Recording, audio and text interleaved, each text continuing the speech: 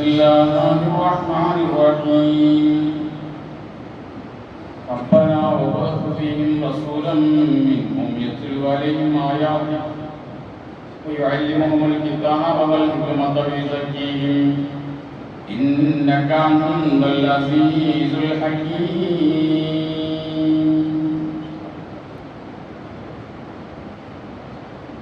ബഹുമാന്യരായ സഹോദരങ്ങളെ സത്യവിശ്വാസികൾ,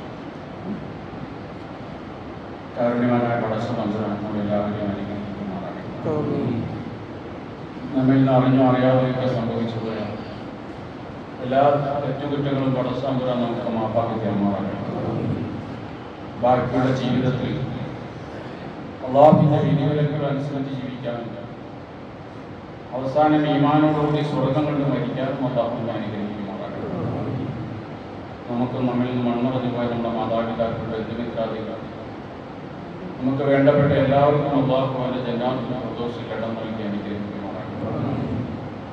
രോഗങ്ങളുടെ പ്രയാസപ്പെടുന്ന ആളുകൾക്ക് അള്ളാഹു പരിപൂർണമായ ശിഫ നൽകി അവർക്ക് ആഫിയത്ത് പ്രദാനിക്കുമാറാകട്ടെ.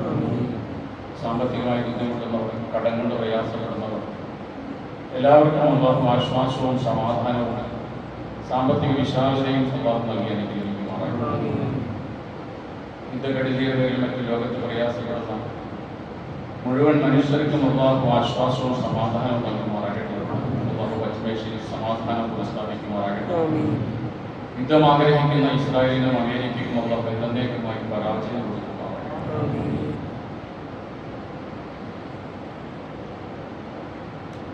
അജ്മീറിലെ ഖാജ മൊയ്നുദ്ദീൻ ചിശ്തി അവരുടെ ഗുരുനാഥനാണ് ഉസ്മാൻ ഹാറൂനി എന്ന പേരിൽ അറിയപ്പെട്ട മഹാപണ്ഡിതൻ. ഉസ്മാൻ ഹാറൂനി അദ്ദേഹം ഇന്ത്യക്കാരനാണ്.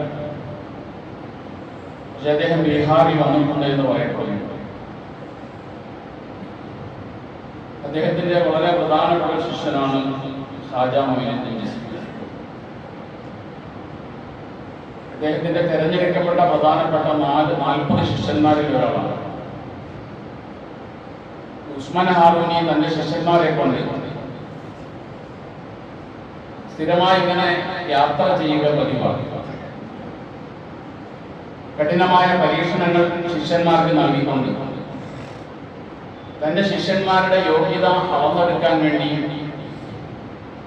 അവരെ കുറിച്ച് മനസ്സിലാക്കാൻ വേണ്ടി ഇങ്ങനെ യാത്ര ചെയ്യുക ഉസ്മാൻ ഹാറൂനിയുടെ പതിവാണ്. ഒരു ദിവസം അദ്ദേഹം തന്നെ 40 ശിഷ്യന്മാരുമായി ഇങ്ങനെ യാത്ര പോകവേ ഒരു അമ്പലം കണ്ടു. ഉടനെ ഉസ്മാൻ ഹാറൂനി അമ്പലത്തിൽ കയറി മണിയടിക്കാൻ തുടങ്ങി. മണിയടി കുറെ നേരം ഇങ്ങനെ നിന്നു പോയപ്പോൾ തന്റെ കൂടെ ഉണ്ടായിരുന്ന ശിഷ്യഗണങ്ങളിൽ 39 പേരും പോയി. കാരണം അവർക്ക് ഇത് ഉൾക്കൊള്ളാൻ കഴിയില്ല. ഉസ്മാൻ ഹാറൂനി ശിർക്ക് ചെയ്യുന്നു എന്നാണ് അവർ മനസ്സിലാക്കുന്നത്. അമ്പലത്തിൽ ആ മണിയടിച്ച ആളെ വിളിക്കുക. അദ്ദേഹം തിരിഞ്ഞു നോക്കുമ്പോൾ പിന്നിൽ ഒരു ശിഷ്യൻ മാത്രമേ ഉള്ളൂ. 39 പേരും പിരിഞ്ഞു പോയി. പിന്നിൽ ബാക്കിയുണ്ടായിരുന്ന 40 പേരിൽ ഒരാള് മൊയ്നുദ്ദീൻ ചിശ്തി ആയിരുന്നു. അപ്പോൾ അദ്ദേഹത്തോട് ഉസ്മാൻ ഹാറൂനി ചോദിച്ചു, എന്താ നീ പോകാതിരുന്നത്? എല്ലാവരും പോയില്ല, നീ എന്തുകൊണ്ട് പോയില്ല? അതിന് മൊയ്നുദ്ദീൻ ചിശ്തി പറഞ്ഞ മറുപടി, എന്റെ ഗുരു നരകത്തിലാണെങ്കിൽ എനിക്കും നരകം മതി. ഞാൻ പറഞ്ഞത് വിദ്യാഭ്യാസ രംഗത്ത് ഒരു ഗുരുവിന്റെ ശിഷ്യന്മാരോടുള്ള ഇടപെടലും ശിഷ്യന്മാർക്ക് ഗുരുവിനോടുള്ള ഒരു കടപ്പാടും അവർ തമ്മിലുള്ള ആ വലിയ ബന്ധത്തെ സൂചിപ്പിക്കാൻ വേണ്ടി. അങ്ങനെ ഉസ്മാൻ ഹാറൂനിയിൽ നിന്നും എല്ലാവിധ മഹത്വങ്ങളും നേടിയെടുത്ത മൊയ്നുദ്ദീൻ ചിശ്തി മുഖേന ഇന്ത്യയിൽ 90 ലക്ഷം ആളുകളാണ് ഇസ്ലാം സ്വീകരിച്ചത്. വിദ്യാഭ്യാസത്തിന്റെ ലക്ഷ്യത്തെ കുറിച്ച് പറയാറുള്ളത് 3 എച്ചുകളാണ് വിദ്യാഭ്യാസത്തിന്റെ ലക്ഷ്യം. ഒന്ന് ഹെഡ്, മറ്റൊന്ന് ഹെർട്ട്, മറ്റൊന്ന് ഹാൻഡ്സ്. ഹെഡ് കൊണ്ട് ഉദ്ദേശിക്കുന്നത് തലച്ചോറാണ്, ബുദ്ധിയാണ്. വിദ്യ കൊണ്ട് ഒരു മനുഷ്യന്റെ ബുദ്ധി വികസിക്കണം, വിവേകം ഉണ്ടാകണം. മറ്റൊന്നവന്റെ ആരോഗ്യം വീണ്ടെടുക്കാൻ കഴിയണം. വിദ്യ കൊണ്ടൊരു മനുഷ്യന് ആരോഗ്യം ഉണ്ടാകുക, മറ്റൊന്ന് ഹെർത്താണ്, ഹൃദയത്തിന് വിശാലത ഉണ്ടാകുക, ഹൃദയത്തിൽ ആർദ്രത ഉണ്ടാകുക, മനുഷ്യരോടുള്ള കടപ്പാടുകൾ, മാനവിക മൂല്യങ്ങൾ ഉയർത്തിപ്പിടിക്കാൻ വിദ്യ നേടിയ ഒരാൾക്ക് കഴിയുമ്പോഴാണ് വിദ്യാഭ്യാസം നേടിയവരെന്ന് അവരെ കുറിച്ച് പറയപ്പെടാൻ കഴിയും. ഇത് മൂന്നുമാണ് വിദ്യാഭ്യാസത്തിന്റെ ലക്ഷ്യമെന്നിരിക്കെ ഇന്നത്തെ വിദ്യാഭ്യാസ സമ്പ്രദായം അത് അധ്യാപകരാണെങ്കിലും വിദ്യാർത്ഥികളാണെങ്കിലും വിദ്യാഭ്യാസ ഏജൻസികളാണെങ്കിലും അത് ആ ഒരു വകുപ്പ് തന്നെ ചില ദൂഷിത വലയങ്ങളിൽ അകപ്പെട്ടു എന്ന് പറയാതിരിക്കാൻ കഴിയില്ല. ഈ അടുത്ത കാലത്തുണ്ടായ ചില സംഭവ വികാസങ്ങൾ നമ്മെ അത് കൃത്യമായി ബോധ്യപ്പെടുത്തുന്നുണ്ട്. 3 അധ്യാപകരെ ലഹരി വിൽപ്പനയുടെ പേരിൽ കേരളത്തിൽ അറസ്റ്റ് ചെയ്യപ്പെട്ടു എന്നുള്ളത് നിസ്സാരമായി കാണുന്ന ഒരു കാര്യമല്ല. ഓപ്പറേഷൻ തൂഫാൻ കേരളത്തിൽ സജീവമായി നടന്നപ്പോൾ ഇപ്പോൾ 3 അധ്യാപകരെ അറസ്റ്റ് ചെയ്യപ്പെട്ടെങ്കിൽ അതിന്റെ പിന്നിലുള്ള ആളുകൾ ഇത് എത്ര നാളായി കേരളത്തിൽ ഇങ്ങനെ തുടങ്ങിയിട്ട് ഇതൊക്കെ നമ്മൾ കൃത്യമായി ഉത്തരവാദിത്തമുള്ള അധികാരികൾ അന്വേഷിച്ചറിയേണ്ടതും പൊതുസമൂഹത്തെ അറിയിക്കേണ്ടതും. നമ്മുടെ സ്കൂളിലേക്ക് നമ്മുടെ മക്കളെ പറഞ്ഞു വിടുന്നത് ആ കുട്ടി നല്ലവനായി തിരിച്ചു വരാൻ വേണ്ടിയാണ്. ഒരു അധ്യാപകന്റെ കയ്യിലേക്ക് മക്കളെ ഏൽപ്പിക്കുന്നത് സുരക്ഷിതമായ ഇടമെന്ന് വിചാരിച്ചിട്ടാണ്. പക്ഷെ വിദ്യ പകർന്നു കൊടുത്ത് കുട്ടിയെ ആത്മീയവും ഭൗതികവുമായി ഉയർത്തിക്കൊണ്ടുവരേണ്ട ഒരു അധ്യാപകൻ തന്നെ കുട്ടികളെ എല്ലാ അർത്ഥത്തിലും അബോധാവസ്ഥയിലാക്കി കളയുന്ന, ധാർമ്മിക മാനുഷിക മൂല്യങ്ങളെ ഇല്ലാതാക്കി കളയുന്ന ലഹരിക്ക് അടിമപ്പെടുത്തുന്നു, അല്ലെങ്കിൽ ആ ലഹരിയുടെ കച്ചവടക്കാരായി മാറുന്നു എന്നുള്ളത് പ്രബുദ്ധ കേരളത്തെ ഞെട്ടിച്ചൊരു സംഭവമാണ്. അപ്പൊ അധ്യാപകരുടെ അവസ്ഥ ഇതാണെങ്കിൽ ഇത് വിദ്യാർത്ഥികളുടെ അവസ്ഥകൾ വ്യത്യസ്തമല്ല. അധ്യാപകരൊക്കെ വിദ്യാർത്ഥി സമൂഹമാണ് വളർന്നു വരുന്നത്. കർണാടകയിൽ വിദ്യാർത്ഥികൾക്കിടയിൽ HIV വൈറസ് വ്യാപിക്കുന്നു, HIV പോസിറ്റീവ് വ്യാപിക്കുന്നു എന്നുള്ള വിവരം നമ്മൾ അടുത്ത കാലത്ത് നെറ്റിലൂടെയാണ് കേട്ടത്. മാതാപിതാ ഗുരുദൈവം എന്നാണ് നമ്മൾ പറയാറുള്ളത്. ദൈവത്തോട് തുല്യപ്പെടുത്തിയാണ് ഗുരുനാഥനെ നമ്മൾ കാണാറുള്ളത്. ആ ഗുരുനാഥന്മാരിൽ നിന്നാണ് വിദ്യാർത്ഥികൾക്ക് ഇത്തരത്തിലുള്ള അനുഭവങ്ങൾ അല്ലെങ്കിൽ ഇത്തരത്തിലുള്ള അധ്യാപകരെ ഈ വിദ്യാർത്ഥികൾക്ക് കിട്ടിക്കൊണ്ടിരിക്കുന്നത്. അവിടെയാണ് ഈ വിദ്യാഭ്യാസ രംഗത്തെ കുറിച്ച് നമ്മൾ കാലോചിതമായി കുറിച്ച് ചിന്തിക്കേണ്ടി വരുന്നത്. വിദ്യ എന്ന് പറയുന്നത് ഒരിക്കലും ഒരു കാഴ്ചപ്പാടനുസരിച്ച് വിദ്യാഭ്യാസം വില കൊടുത്ത് വാങ്ങേണ്ടതോ വിലക്ക് വെക്കേണ്ടതായ ഒന്നല്ല. ലോകത്ത് അങ്ങനെ ഒരു കാഴ്ചപ്പാടില്ല. എന്നാൽ ഇന്ന് വിദ്യാഭ്യാസം വില കൊടുത്ത് വാങ്ങേണ്ടതാണെന്നും വില കിട്ടിയാൽ വിൽക്കേണ്ടതാണെന്നുള്ള ഒരു തെറ്റിദ്ധാരണ സമൂഹത്തിൽ വളർന്നു വന്നിട്ടുണ്ട്. എല്ലാം ലാഭത്തിന് വേണ്ടി എന്ന് മനസ്സിലാക്കുന്നിടത്ത് വിദ്യാഭ്യാസവും ലാഭത്തിന് വേണ്ടി എന്നൊരു അർത്ഥത്തിലേക്ക് എല്ലാവരും എത്തിപ്പെടുകയാണ്. PM ശ്രീ ആരാണ് PM ശ്രീയുടെ വാപ്പ എന്ന വിഷയത്തിലാണ് തർക്കമുള്ളത്. PM ശ്രീ മോശമാണെന്ന വിഷയത്തിൽ 2 മുന്നണികൾക്കിടയിൽ തർക്കമില്ല. ആരാണ് ഇതിന്റെ വാപ്പ എന്ന വിഷയത്തിൽ തർക്കമുള്ളത്. PM ശ്രീ എന്ന് പറയുന്ന അപകടകരമാണെന്ന വിഷയത്തിൽ ആർക്കും സംശയമില്ല. പക്ഷെ ഫണ്ട് കെട്ടണമെങ്കിൽ PM ശ്രീ വേണം. അവിടെയും ധാർമ്മികതയേക്കാൾ, ധാർമ്മിക വിദ്യാഭ്യാസം ഉണ്ടായിത്തീരേണ്ട ധാർമ്മിക ബോധത്തെക്കാൾ കേവലം ഫണ്ടിന് വേണ്ടി മാത്രം പ്രാധാന്യം കൊടുക്കുമ്പോൾ അനധിവിദൂര ഭാവിയിൽ കേരളത്തിൽ ഉണ്ടാകാനിരിക്കുന്ന സാമൂഹ്യ ധ്രുവീകരണങ്ങൾ, വർഗീയതകൾ അതൊക്കെ തിരിച്ചറിയാൻ രാഷ്ട്രീയ പാർട്ടികൾ കാണാതെ പോകുന്നു എന്നുള്ളത്, കാണാൻ കഴിയുന്നില്ല എന്നുള്ളത് ദൗർഭാഗ്യകരമാണ്. നമുക്കറിയാം, ബാബരി മസ്ജിദ് എന്ന് പറയുന്ന നൂറ്റാണ്ടുകൾക്ക് മുമ്പ് ബാബരി മസ്ജിദിന്റെ മിഹ്റാബിൽ കൊണ്ടുപോയി വെച്ച ഒരു വിഗ്രഹത്തെ തുടർന്നുണ്ടായ നൂറ്റാണ്ടുകളുടെ നിയമ പോരാട്ടങ്ങൾ സത്യത്തിൽ ആ ഒരു ഇഷ്യൂ ആണല്ലോ ഇന്ത്യയിൽ ഇത്ര വലിയ വർഗീയ ലാഭങ്ങൾക്ക് കാരണമായി തീർന്നു. അത് സരയൂ നദിയിലേക്ക് വലിച്ചെറിയണമെന്ന് പറഞ്ഞ നെഹ്റുവിന്റെ വാക്ക് കേൾക്കാത്തത് കൊണ്ടാണ് ബാബരി മസ്ജിദ് നോക്കിയ ഇത്രയും പ്രശ്നങ്ങൾ ഇന്ത്യയിൽ ഉണ്ടായിരുന്നത്. ഇന്നീ തുടക്കം കുറിക്കുന്ന PM ശ്രീയും അനധിവിദൂര ഭാവിയിൽ കേരളത്തിലെ സമൂഹത്തെ ധ്രുവീകരിക്കും, വർഗീയത്തിനെ ഉണ്ടാക്കി തീർക്കും. കാരണം ദേശീയ വിദ്യാഭ്യാസ നയം എന്ന് പറയുന്നത് നമ്മൾ വിചാരിച്ച പോലെ അത്ര എളുപ്പമുള്ള ഒന്നല്ല. കേവലം 260 സ്കൂളുകളിൽ തൽക്കാലം നടപ്പിലാക്കുന്നതിൽ പോലും ആ പാഠ്യപദ്ധതി അത് മനുഷ്യർക്കിടയിൽ ഭിന്നിപ്പുണ്ടാക്കാമെന്ന വിഷയം നമ്മൾ ചിന്തിച്ചാലും അതിനെക്കുറിച്ച് കുറച്ച് പഠിച്ചാലും മനസ്സിലാക്കും. ഇന്ന് വിദ്യാഭ്യാസത്തിന്റെ അടിത്തറ എന്ന് പറയുന്നത് ഭൗതികതയെ അധിഷ്ഠിതമാണ്. അതുകൊണ്ട് തന്നെ മുതലാളിത്തത്തിന്റെ വിളയാളുകളും വിദ്യാഭ്യാസത്തെ കച്ചവടവൽക്കരിക്കുകയാണ്. എല്ലാത്തിന്റെയും ലക്ഷ്യം കച്ചവടം, ലാഭം മാത്രം ലക്ഷ്യം. മനുഷ്യൻ എന്ന് പറഞ്ഞാൽ ഒരു ഭൗതിക സൃഷ്ടിയാണ്, ഭൗതിക ജീവിയാണ്. അതുകൊണ്ട് ഭൗതികമായ താല്പര്യങ്ങൾ, ലാഭങ്ങൾ അതിലുപരി വിദ്യാഭ്യാസം ഒന്നും കണക്കാക്കുന്നില്ല എന്നുള്ളത് അപകടകരമായ ഒരു കാര്യമാണ്. അവിടെയാണ് ഗാന്ധിജിയുടെ വാക്ക് നാം ഓർക്കേണ്ടത്. ഇന്നത്തെ വിദ്യാലയങ്ങളാണ് നാളത്തെ ഭാവി തലമുറയെ സൃഷ്ടിക്കേണ്ടത്. ഭാരതത്തിന്റെ ഭാവി ക്ലാസ് റൂമുകളിലാണെന്ന് പറഞ്ഞ ഗാന്ധിജിയുടെ വാക്ക് എവിടെയാണ് നമ്മൾ സ്മരിക്കണം? ക്ലാസ് റൂമുകളിൽ ഈ വിദ്യാർത്ഥികളിലേക്ക് പകർന്നു കൊടുക്കുന്ന വിദ്യ നാളത്തെ ഭാരതത്തിന്റെ ഭാവിയാണ്. നല്ലത് പകർന്നു കൊടുത്താൽ ഭാരതം നാളെ ഭാരതത്തിന് നല്ല ഭാവി ഉണ്ടാകും, ഇല്ലെങ്കിൽ ഭാരതത്തിന് ഒരു ഭാവി ഇല്ലാതായിരിക്കും. ഇമാം ഗസാലി റഹ്മത്തുള്ളാഹി ഒരു കുട്ടിക്ക് പറഞ്ഞു കൊടുക്കേണ്ട വിദ്യാഭ്യാസത്തെ കുറിച്ച് ചർച്ച ചെയ്യുന്നത് പറയുന്നുണ്ട്. കുട്ടികളുടെ തലച്ചോറ്, അവരുടെ ഹൃദയം എന്ന് പറയുന്നത് ശുദ്ധമാണ്. ആ ശുദ്ധ ഹൃദയത്തിലേക്ക് നല്ലത് പറഞ്ഞു കൊടുത്താൽ, നല്ല വിദ്യാഭ്യാസം കിട്ടിയാൽ കുട്ടികൾ നല്ലവരായിരിക്കും.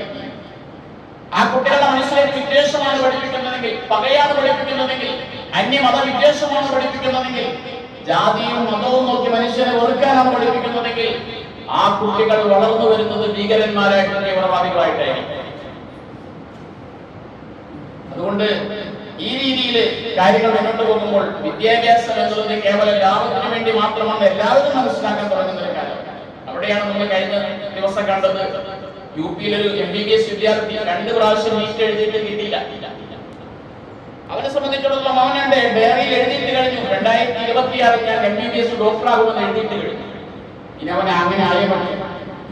അതിനുവേണ്ടി അവൻ ചെയ്തത് തന്റെ കാൽപ്പാട് തുറച്ചു കളഞ്ഞിട്ട് ഭിന്നശേഷി സംവരണത്തിലൂടെ അഡ്മിഷൻ മേടിക്കില്ലായിരുന്നു. അവരെ സംബന്ധിച്ചിടത്തോളം ഒരു ജോലി, ഒരു വിദ്യാഭ്യാസത്തിന്റെ ലക്ഷ്യമെന്നത് ജോലി മാത്രമാണ്, ഒരു ഡോക്ടറാകുക എന്നത് മാത്രമാണ്. അവിടെയാണ് ധാർമ്മിക ബോധം നഷ്ടപ്പെട്ട സമൂഹം വളർന്നു വരുന്നത് നമ്മൾ തിരിച്ചറിയേണ്ടത്. നമുക്ക് വേണ്ടത് കെട്ടി മോഷ്ടിക്കുന്ന ഡോക്ടർമാരെയല്ല, നമുക്ക് വേണ്ടത് പാലം വിടുന്ന എഞ്ചിനീയർമാരെയല്ല, നമുക്ക് വേണ്ടത് കോടികൾ ഖജനാവിൽ നിന്ന് മോഷ്ടിക്കുന്ന രാഷ്ട്രീയക്കാരെയുമല്ല. നമുക്ക് ധാർമ്മിക ബോധമുള്ള സമൂഹത്തെ വാർത്തെടുക്കാൻ കഴിയണം. അതിന് വേണ്ടത് സാമൂഹ്യ ഉത്തരവാദിത്വമുള്ള, ധാർമ്മിക ബോധമുള്ള ഒരു സമൂഹത്തെ വാർത്തെടുക്കാൻ ഏറ്റവും അനിവാര്യമായത് അടിസ്ഥാനപരമായി നല്ല വിദ്യാഭ്യാസം കൊടുക്കുക എന്നുള്ളതാണ്. പക്ഷെ കാലങ്ങൾ മാറി വരും. ഒരിക്കൽ റസൂലുള്ളാഹി സ്വല്ലല്ലാഹു അലൈഹി വസല്ലം ചോദിച്ചു സഹാബത്തിനോട്, കൈഫ ബിക്കും, സഹാബാക്കളെ നിങ്ങൾ എന്ത് മനസ്സിലാക്കി? നിങ്ങൾ എന്താണ് കരുതിയ ഒരു കാലം വരാനിരിക്കുന്നു, അന്ന് സ്ത്രീകൾ മോശക്കാരായി, യുവാക്കൾ കണ്ണാടികളായി. അപ്പോൾ സഹാബാക്കൾ ചോദിച്ചു, അങ്ങനെ ഒരു കാലം ഉണ്ടാകുമോ റസൂലേ? അങ്ങനെ ഒരു കാലം ഉണ്ടാകുമോ? സ്ത്രീകൾ മോശക്കാരായി തീരുന്ന, യുവാക്കൾ മോശക്കാരായി തീരുന്ന ഒരു കാലം ഉണ്ടാകുമോ? അപ്പോൾ നബി സല്ലല്ലാഹു അലൈഹി വസല്ലം പറഞ്ഞു, ഞാൻ ഉണ്ടാവുക തന്നെ ചെയ്യും, അതിനേക്കാളും മോശമായ കാലം ഉണ്ടാകും. അപ്പോൾ ഏതാണ് കാലം എന്ന് ചോദിച്ചപ്പോൾ വിശ്വാസികൾ പറഞ്ഞു, നന്മ കൽപ്പിക്കപ്പെടാത്ത ഒരു കാലം വരും, തിന്മ വിരോധിക്കപ്പെടാത്ത ഒരു കാലം വരും.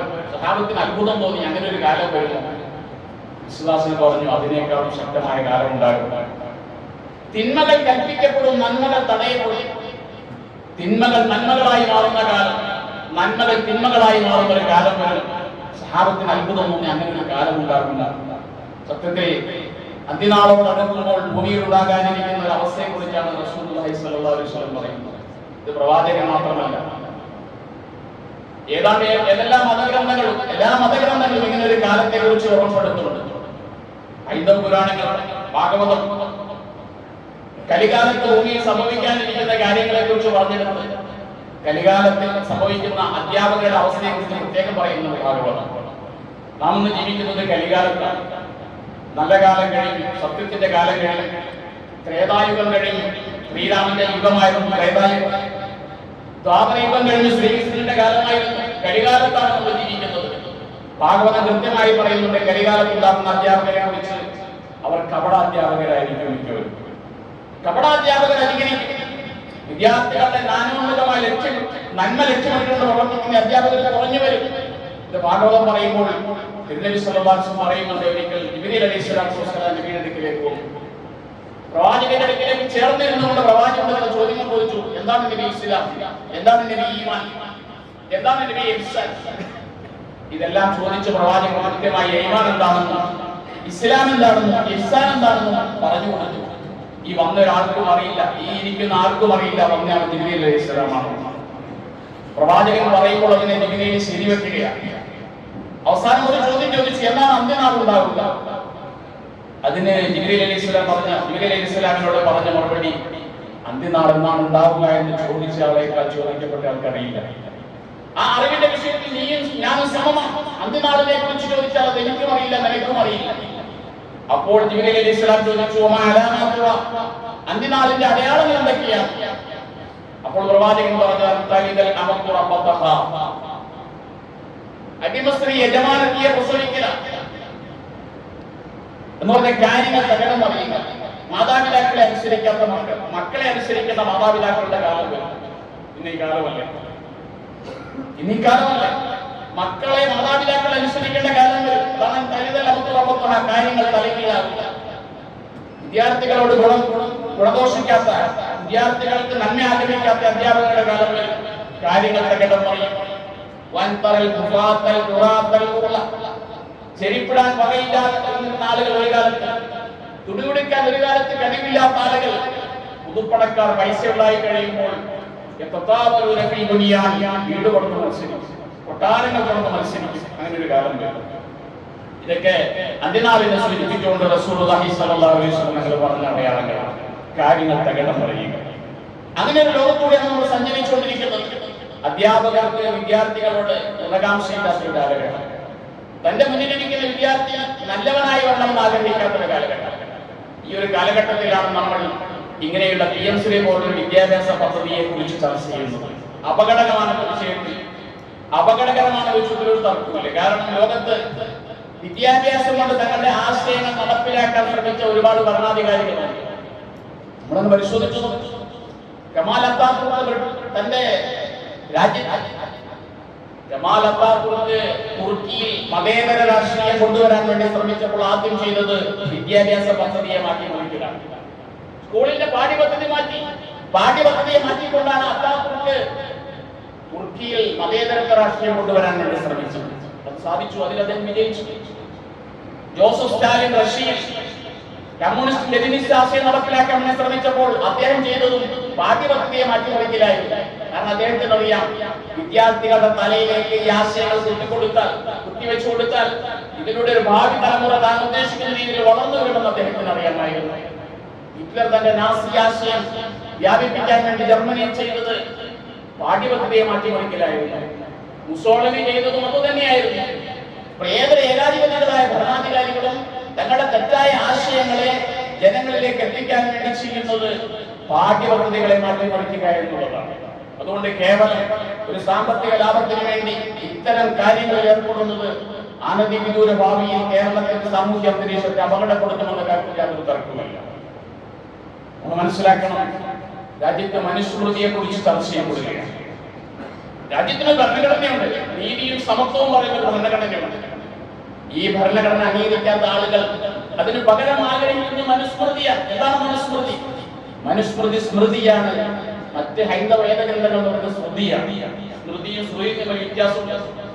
സ്മൃതി എന്ന് പറയുന്നത് ശ്രുതികളിൽ നിന്നും ആധികാരികമായ ഗ്രന്ഥങ്ങളിൽ നിന്നും ക്രോഡീകരിക്കപ്പെട്ട നിയമങ്ങളാണ്. മനുസ്മൃതി അത്തരത്തിലുള്ള ഗ്രന്ഥമാണ്. അതിനകത്ത് പറയുന്നത് രാജഭരണത്തെ കുറിച്ചാണ്. അതിനകത്ത് പറയുന്നത് കുടുംബ വ്യവസ്ഥയെ കുറിച്ചുണ്ട്. അതിനകത്ത് വിവാഹത്തെ കുറിച്ചുണ്ട്, അനന്തരാവകാശത്തെ കുറിച്ചുണ്ട്.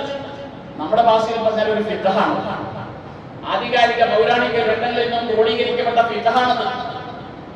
അത് ഈ രാജ്യത്ത് ഈ രീതിയിലുള്ള പാഠ്യപദ്ധതികളിലൂടെ സ്കൂളുകളിൽ അടിച്ചേൽപ്പിക്കാൻ വേണ്ടി ശ്രമിച്ചു കഴിഞ്ഞാൽ ഈ രാജ്യത്തെ കുട്ടികൾ പഠിച്ചു വരുന്നത് തീർത്തും ഏകപക്ഷീയമായ ഒരു മതപരമായ BC 2-ാം നൂറ്റാണ്ടിനും AD 2-ാം നൂറ്റാണ്ടിനും ഇടയ്ക്ക് രചിക്കപ്പെട്ട ഒരു മതഗ്രന്ഥത്തിന്റെ ഭാഗങ്ങളായിരിക്കും ഈ രാജ്യത്തെ വിദ്യാർത്ഥികൾ പഠിക്കേണ്ടി വരിക. അതാണ് അതിന്റെ അപകടം എന്ന് പറയുന്നത്. ഇപ്പോൾ ഇല്ലെങ്കിൽ പോലും ഭാവിയിൽ അത്തരത്തിലുള്ള അപകടത്തിലേക്ക് സമൂഹം എത്തിപ്പെടാൻ സാധ്യതയുണ്ട് എന്നാണ് നമ്മൾ കഴിഞ്ഞകാല അനുഭവങ്ങളിൽ നിന്നും ഫാസിസത്തെ വായിച്ചതിൽ നമ്മൾ മനസ്സിലാക്കേണ്ടത്. അതുകൊണ്ട് തന്നെ വിദ്യാഭ്യാസ രംഗം ഈ ദൂഷിത വലയത്തിൽ രക്ഷപ്പെടണം. ഇത് ശുദ്ധീകരിക്കപ്പെടണം. വിദ്യാഭ്യാസ രംഗം ശുദ്ധീകരിക്കപ്പെട്ടില്ലെങ്കിൽ അച്ചടക്കമുള്ള ഒരു സമൂഹത്തെ രാജ്യത്ത് വാർത്തെടുക്കാൻ കഴിയില്ല.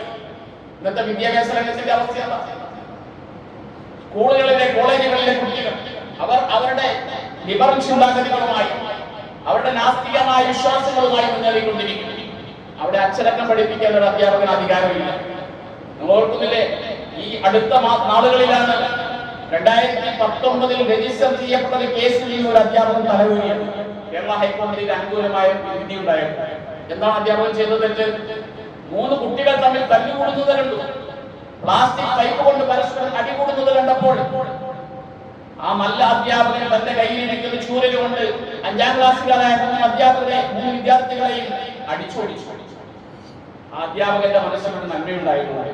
പക്ഷേ ആ അധ്യാപകനെതിരെ കോടതിയിൽ കേസായി. കുട്ടികളെ മർദ്ദിച്ചു എന്ന് കേസായി. വർഷങ്ങൾ നീണ്ട നിയമ പോരാട്ടത്തിനൊടുവിലാണ് അടുത്ത കാലത്ത് കോടതി അധ്യാപകരെ കുറ്റവിമുക്തനാക്കിയത്. അങ്ങനെ ചൂരലെടുക്കാൻ അധ്യാപകർക്ക് അധികാരമുണ്ട്. അത് സമ്മതിച്ചുകൊണ്ടാണ് ഒരു വിദ്യാലയത്തിൽ നിന്ന് കുട്ടിയെ ചേർക്കുന്നത് എന്ന് കോടതി പറഞ്ഞപ്പോഴാണ് അധ്യാപകൻ കേസിൽ നിന്ന് മുക്തനായത്. പഴയകാലം എങ്ങനെയായിരുന്നില്ല, നമുക്കൊക്കെ അടികൊണ്ട് പഠിച്ച് ഓർമ്മയുണ്ട്. ഈ 2 ആഴ്ച മുമ്പല്ലേ ഒരു മദ്രസ അധ്യാപകനെ കുട്ടിയെ ശിക്ഷിച്ചു എന്നതിന്റെ പേരിൽ ക്രൂരമായി മർദ്ദിച്ച സംഭവം നമ്മൾ കേട്ടത് 2 ആഴ്ച മുമ്പാണ്. ഒരു മദ്രസയിൽ പഠിപ്പിക്കുന്ന അധ്യാപകനെ പോലും ഒരു കുട്ടിയെ ന്യായമായി ശിക്ഷിക്കാനുള്ള അധികാരമില്ലാത്ത രീതിയിൽ, അതുപോലും പോർഷോ പോലുള്ള കേസുകളിലേക്ക് ചെന്നെത്തുന്ന രീതിയിലേക്ക് നമ്മുടെ രാജ്യത്തെ നിയമങ്ങൾ മാറിക്കൊണ്ടിരിക്കുകയാണ്. ഇങ്ങനെ ആയിരുന്നില്ല നമ്മുടെ നാട്, ഇതായിരുന്നില്ല കേരളം, ഇതായിരുന്നില്ല ഭാരതം. നിങ്ങൾ കേട്ടിട്ടില്ലേ ചട്ടമ്പി സ്വാമി? പലരും വിചാരിച്ചു അദ്ദേഹം ചട്ടമ്പിയായിരുന്നു, നല്ല മനുഷ്യരായിരുന്നു ചട്ടമ്പി സ്വാമി. അദ്ദേഹത്തിന്റെ പേര് അയ്യപ്പൻ എന്നായിരുന്നു. അദ്ദേഹം തിരുവനന്തപുരത്ത് പേട്ടയിൽ തന്റെ ഗുരുവിന്റെ മുന്നിൽ പഠിക്കാൻ വേണ്ടി വന്നപ്പോൾ അവിടെ പഠിക്കാനിരിക്കുന്ന ചെറിയ കുട്ടികളെ, മറ്റു കുട്ടികളെ നിയന്ത്രിക്കാനുള്ള അധികാരം കിട്ടി ഇദ്ദേഹത്തിന്. അന്ന് വീണ പേരാണ് ചട്ടമ്പി. ശബ്ദം പഠിപ്പിക്കുന്ന ആള് ചട്ടമ്പി. അങ്ങനെ ഒരു നാടായിരുന്നു നമ്മുടേത്. കുട്ടികളെ ശിക്ഷിക്കാനും കുട്ടികൾക്ക് ആവശ്യമായ ശിക്ഷണങ്ങൾ കൊടുക്കാനും സ്വാതന്ത്ര്യമുണ്ടായിരുന്ന നാടായിരുന്നു നമ്മുടേത്. അവിടെ നിന്ന് നാടുമാറി നാടിയൊരു അർത്ഥത്തിലേക്ക് എത്തിപ്പെട്ടു. സർവ്വ അരാജകത്വങ്ങൾ നമ്മുടെ സ്കൂളുകളിൽ, നമ്മുടെ കോളേജുകളിൽ, നമ്മുടെ വിദ്യാർത്ഥികൾക്കിടയിൽ ഉണ്ടായിരിക്കുന്ന അവസ്ഥയിലേക്ക് നാടെത്തിപ്പെട്ടു. ഇതിനെ കൂടുതൽ അപകടകരമായ അവസ്ഥയിലേക്ക് കുട്ടികൾക്കിടയിൽ വിരോധമുണ്ടാക്കി, മതങ്ങളെ കുറിച്ചുള്ള തെറ്റിദ്ധാരണകൾ സൃഷ്ടിച്ചുകൊണ്ട് കുട്ടികൾക്കിടയിൽ വൈരാഗ്യമുണ്ടാക്കി വരുന്ന തലമുറയെ പരസ്പരം ചിഹ്നിക്കുന്ന ഒരവസ്ഥയിലേക്ക് കൊണ്ടുപോകുന്നതാണ് ഇന്ന് ഈ നടപ്പിലാക്കാൻ വേണ്ടി ഉദ്ദേശിക്കുന്ന വിദ്യാഭ്യാസ പദ്ധതികൾ നമ്മൾ മനസ്സിലാക്കണം. എന്തുകൊണ്ടാണ് മുസ്ലിം സമുദായ വിദ്യാഭ്യാസ രംഗത്ത്, ഭൗതിക വിദ്യാഭ്യാസ രംഗത്ത് പിന്നോക്കമായി പോയത്? 131 കൊല്ലം ക്രിസ്ത്യാനികളെക്കാൾ നമ്മൾ പിന്നിലാണ്. 131 കൊല്ലം. എന്തുകൊണ്ടാണ് പിന്നിലായി പോയത്? ഇവിടെ മെക്കാള പ്രഭു അവിടെ കേരളത്തിലെ ഗവർണറായിരുന്ന ബെനഡിക്റ്റിന് നിർദ്ദേശം കൊടുത്തു 1835. എന്തായിരുന്നു നിർദ്ദേശം? കേരളത്തിലെ ലക്ഷക്കണക്കായ ആളുകളെ നിങ്ങൾ നമ്മുടെ വിദ്യാഭ്യാസം പഠിപ്പിക്കണം. അതിനുവേണ്ടി പള്ളിക്കൂടങ്ങൾ നിർമ്മിക്കണം. ആ പള്ളിക്കൂടങ്ങളിൽ പഠിപ്പിക്കപ്പെടുന്നത് ഇംഗ്ലീഷ് വിദ്യാഭ്യാസം പഠിപ്പിക്കണം, ബ്രിട്ടീഷുകാരുടെ സംസ്കാരം പഠിപ്പിക്കണം. കേരളീയരെ കണ്ടു കഴിഞ്ഞാൽ കോലത്തിൽ അവൻ ഇന്ത്യക്കാരനാണെങ്കിലും മനസ്സുകൊണ്ട് ബ്രിട്ടീഷുകാരനായിരിക്കണം. ഈ നിർദ്ദേശമാണ് മെക്കാള പ്രഭു കൊടുക്കുന്നത്. അതുകൊണ്ട് ഒരു കാലത്ത് വിദ്യാഭ്യാസത്തിനെതിരെ, ഇംഗ്ലീഷ് വിദ്യാഭ്യാസത്തിനെതിരെ മുസ്ലിം സമൂഹം കുറച്ചൊക്കെ പുറംതിരിഞ്ഞിട്ടുണ്ട്. അന്ന് CMS കോളേജ് സ്ഥാപിച്ചു.